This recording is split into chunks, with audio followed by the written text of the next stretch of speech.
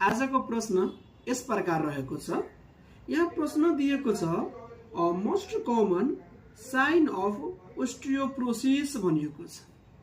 Osteoporosis को common sign कुन हो भनेर भनिराख्दा पहिला यो अप्सन बुझ्नु भन्दा पहिला हामीले ओस्टियोप्रोसिस के हो भने यसको बारेमा थोरै बुझौँ है त। ओस्टियोप्रोसिस भनेको चाहिँ के हुन्छ भने जेनरली बुझ्दाखेरि विकनेस अफ बोन भनेर हामी बुझौँ। आखिर के कारणले हुन्छ त sir? Due to loss of calcium deficiency and calcium deficiency, जसको कारणले के हुन्छ त बोनको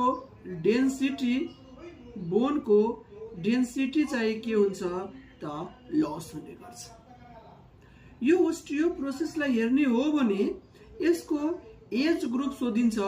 सर यो कुन एज ग्रुपमा ओस्टियोप्रोसिसको समस्या सबैभन्दा बढी हुन्छ त यो भन्नु होला ओल्ड एजमा सबैभन्दा बढी हुन्छ भने फिमेलमा चाहिँ के हुन्छ झनै अलि बढी रिस्कमा रहेको छ।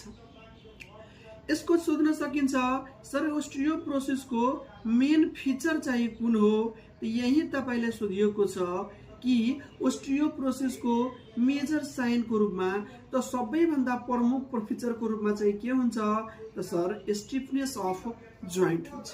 ठीक छ, त मेन फिचरमा हामी के बुझ्न सक्छौं त स्टिफनेस अफ जोइन्ट बुझ्नु होला। क्लियर छ? अर्को सोध्न सकिन्छ सर यो ओस्टियोप्रोसिसको चाहिँ हैन ओस्टियोप्रोसिसको मेन कारण चाहिँ कुन हो?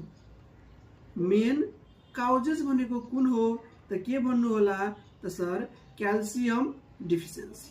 ठीक छ, के भन्नु होला त क्याल्सियम डिफिसियन्सी भनेको प्रमुख फिचर हो।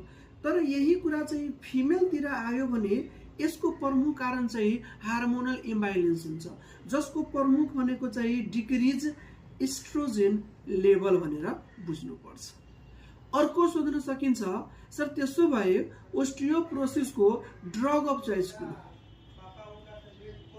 ओस्टियोप्रोसिसको ड्रग अफ चोइस चाहिँ कुन हो यदि सोधिरहेको छ भने तपाई के भन्नु होला त सर बाइफोस्फेनेट भनेर हामी भन्नुपर्छ। बाइफोस्फोनेट भनेर चाहिँ एउटा ड्रगको ग्रुप हुन्छ, योबाट हामी युज गर्नुपर्छ। अर्को यसबाट सोध्न सक्ने भनेको एउटा इम्पोर्टेन्ट क्वेशन यो पनि हुन सक्छ सर वर्ल्ड ओस्टियोप्रोसिस दिवस कहिले मनाइन्छ?